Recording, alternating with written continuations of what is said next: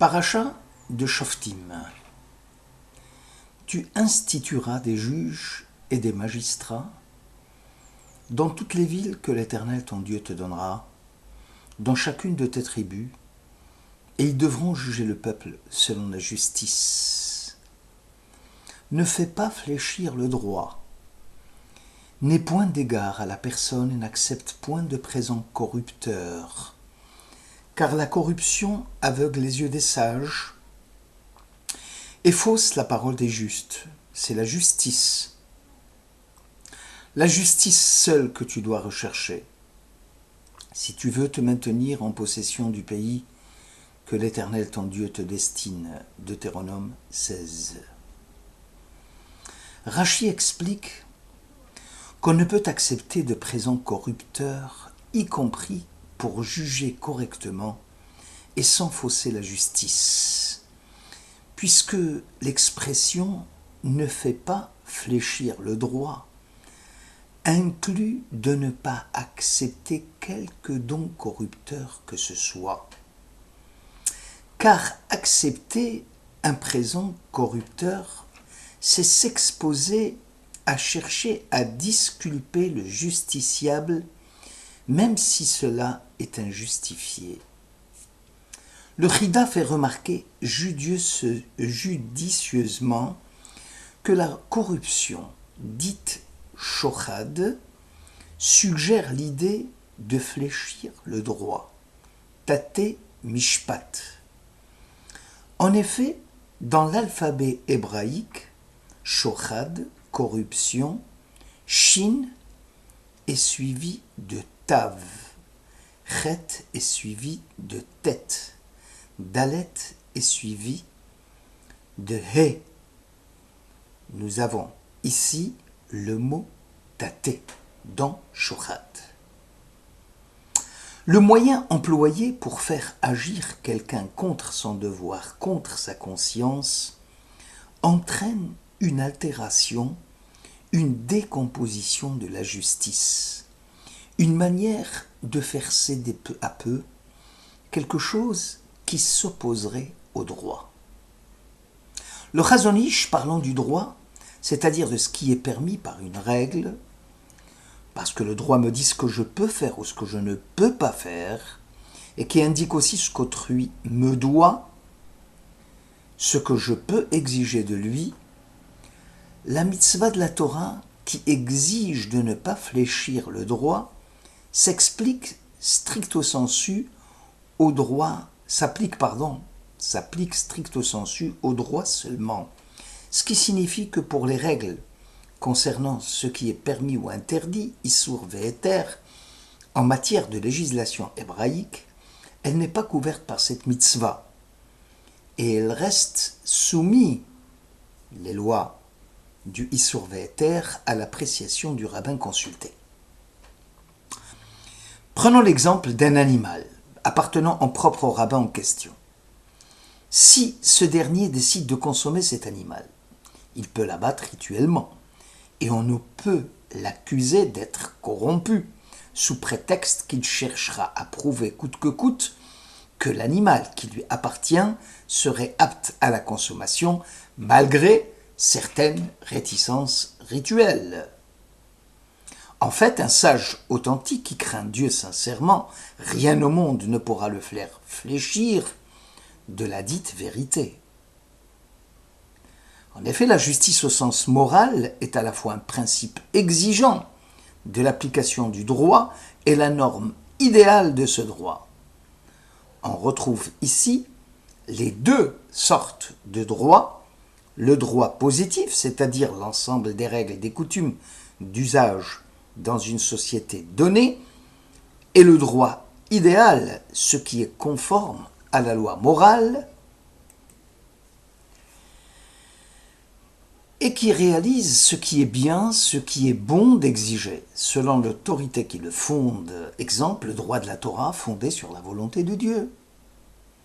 Donc retenons, droit positif et le droit tout court. Cela montre qu'il y a un droit hébraïque, l'affirmation d'une justice en soi.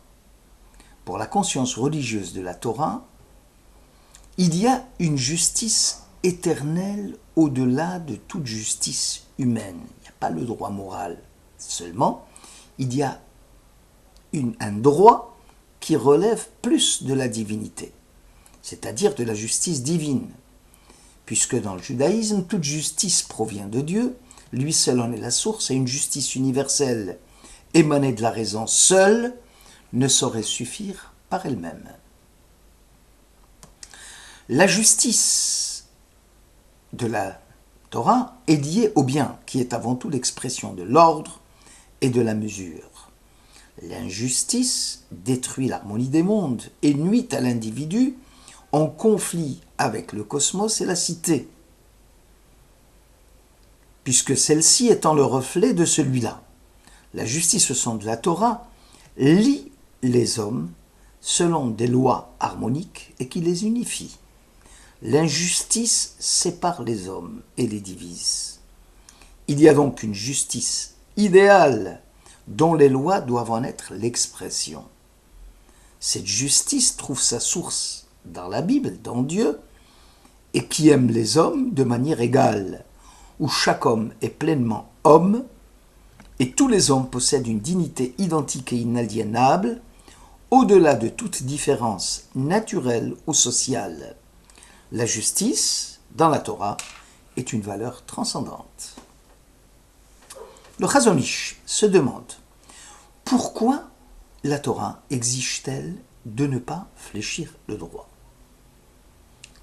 Pourquoi laisse-t-on le champ libre à l'appréciation du décisionnaire, celui qui n'acceptera pas les dons corrupteurs?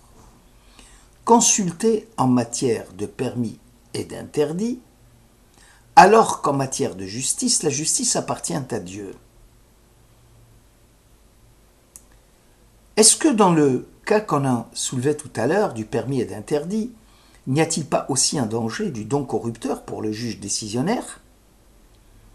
En fait, le présent corrupteur, ajoute le Chazon Ish, aveugle les yeux des sages et fausse la parole des justes, ce qui signifie qu'il agit directement ou indirectement sur le mode de pensée et de réflexion du juge pour l'amener à infléchir le droit, et ce, quel que soit le montant corrupteur perçu.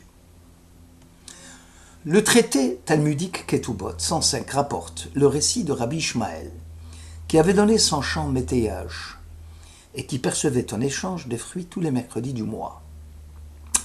Il arriva que le métayer lui offrit les fruits un jour avant, puisqu'il avait un litige à régler avec une partie adverse, et que justement c'était Rabbi Ishmael qui fut désigné comme juge et médiateur pour trouver un compromis. Rabbi Ishmael, le maître du Talmud, se récusa en soutenant que le dû qui lui a été donné un jour avant pourrait influencer sa décision dans un sens favorable au métayer. Cela quand même reste étrange. Comment penser que le présent qui lui revenait de droit, puisque c'était lui l'auteur du chant, puisse agir sur son mode de pensée? Ne faut-il pas déduire que nous sommes ici en présence des hommes d'une grande valeur morale et dont la rectitude est sans faille, et que cela doit inciter les juges anonymes à la plus grande vigilance en matière de dons corrupteurs? Essayons d'aller plus loin dans l'analyse. Le Midrash rapporte qu'au moment où Dieu décida de créer Adam, les anges de service se groupèrent et formèrent deux clans. Pour les uns, cela valait la peine de créer Adam, pour d'autres, c'était peine perdue. C'est là la signification du verset. La bonté et la vérité se rencontrèrent, la justice et la paix s'embrassèrent. La bonté demanda à ce que Adam soit créé, car elle fait le pari qu'il sera bon envers les autres. La vérité s'opposa à sa création, prétextant que l'homme serait entièrement faux et plein de mensonges. Que fit Dieu alors? Il prit la vérité, la jeta à terre. Les anges de service dirent alors à Dieu: Maître du monde, pourquoi méprises-tu ton propre sceau? Puisque le sceau de Dieu, c'est la vérité. Fais monter la vérité de la terre. En réalité, la polémique entre Dieu et les anges consistait à savoir si la vérité telle qu'elle est saisie dans les cieux est-elle vérifiable et compatible avec le monde terrestre. Dieu répliqua alors qu'il n'attend pas de l'homme la vérité absolue, valeur transcendante, indiscutable et irréfutable, mais il réclame à l'homme une vérité toute relative, humaine, puisqu'elle est recherchée par la religion, par la science, par le philosophe. Chaque être humain nourrit le désir de connaître la vérité ultime qui nous révélerait le sens de notre existence, ce que nous sommes, notre origine, notre fin. Mais pouvons-nous atteindre la vérité ? Or, nous savons que toute connaissance est nécessairement dépendante des facultés humaines qui la construisent et qu'on ne peut atteindre une vérité absolue, mais seulement une vérité relative. C'est ce que Dieu exige de nous, alors qu'en droit l'exigence est plus radicale, car Dieu est présent dans toutes les assemblées des juges. C'est le Saint béni soit-il qui prend part au jugement rendu et qui oriente pour ainsi dire la justice comme norme de droit. La justice comme vertu concerne les relations avec autrui et qui inclut le rapport de l'homme au divin, constituant ainsi un idéal de perfection. Pour le judaïsme, un citoyen juste est aussi un citoyen saint, kadosh, car vertu civique et vertu morale sont étroitement liées. Ainsi conçue, la justice est orientée vers le bien des particuliers et l'utilité commune de la cité. Le grand commentateur de Troyes, Rashi, dans son commentaire sur la section Vaïra, écrit « Abraham était assis à l'entrée de la tente, Yoshev. Comme le texte n'est pas vocalisé, on peut lire aussi Yashav, sans vav. Abraham fut assis, car le patriarche cherchait à se mettre debout en l'honneur de la providence qui lui rendait visite. Or Dieu lui fit signe de rester assis, pour que cela serve de signe à sa descendance, que Dieu siège avec les juges en restant debout à leur côté. Hachem Nitzav Ba'adat El. Le Midrash raconte qu'Abraham se mit à la recherche des invités. Or, à la vue de la providence, malgré son âge avancé et son extrême lassitude, suite à la circoncision qu'il avait entrepris, à 100 ans passés, le patriarche voulut marquer sa révérence devant Dieu. L'Éternel lui dit alors « Tu accomplis ta mission. Reste assis.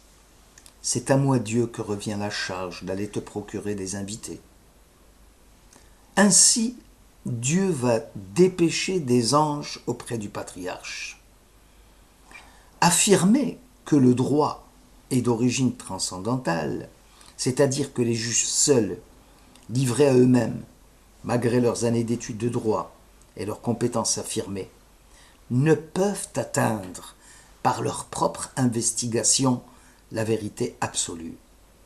Le juge en Israël ne doit pas juger selon sa propre conviction, mais doit suivre exactement les prescriptions afférentes au cas précis auquel il a affaire, car la justice est une affaire de Dieu. Quant à la Mishnah Avot, elle affirme à l'adresse des juges « Soyez circonspects dans vos jugements ». Hevu metunim badin. Elle fait référence à Moïse qui avait surpris un homme qui ramassait le bois le jour du Shabbat. Moïse ne savait pas comment agir. Il interrogea Dieu. Moïse donne ici un exemple à tous les juges. Le jugement doit être juste, exact, pertinent. Si le juge est coupable de faire abstraction de son moi en soumettant à Dieu le cas qu'il a à traiter, afin que Dieu l'aide et l'éclaire dans sa prise de décision, alors, dit la Torah, la justice sortira triomphante. Dans le cas où le juge serait corrompu, la providence s'en va prendre le large.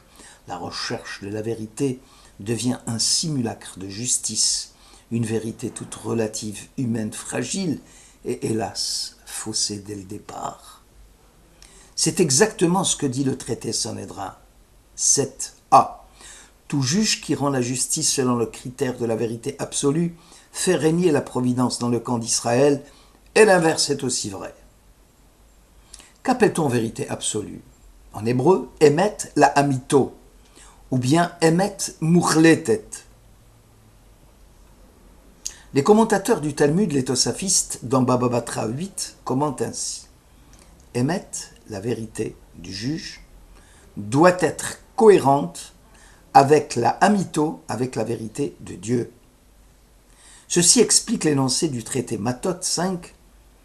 Beribi enseigne, si l'accusé sur lequel a été porté un faux témoignage n'a pas encore été tué par le tribunal, on pourra à ce moment-là tuer les faux témoins. S'il a déjà été tué, on ne tuera pas les faux témoins. Le moment de la sentence, que l'on appelle Gmardin, constitue le point de départ à partir duquel on pourra appliquer la sanction pour faux témoignage. Une fois le coupable tué, même s'il s'avère qu'il a été exécuté à cause d'un faux témoignage, il n'est plus possible de condamner les faux témoins. Selon Nachmanide, si le présumé coupable a été exécuté et que la justice humaine fondée sur des critères de vérité relevant de l'appréciation des hommes, c'est qu'on n'est pas loin de penser que le présumé coupable a été victime de sa propre transgression. Car s'il avait été innocent, Dieu, qui d'habitude siège avec les juges, n'aurait pas permis cette erreur judiciaire tragique qui voit d'un côté la mort d'un innocent et de l'autre la culpabilité des juges qui ont versé le sang d'un innocent. On ne peut apporter de sanctions corporelles en vertu d'un raisonnement humain. Le principe de en onshin minadin. Toute sanction portant atteinte au corps d'autrui ne peut être administrée sans attestation explicite de la Torah d'en haut. Car, disent nos sages, un raisonnement humain reste toujours faillible. Merci de votre écoute.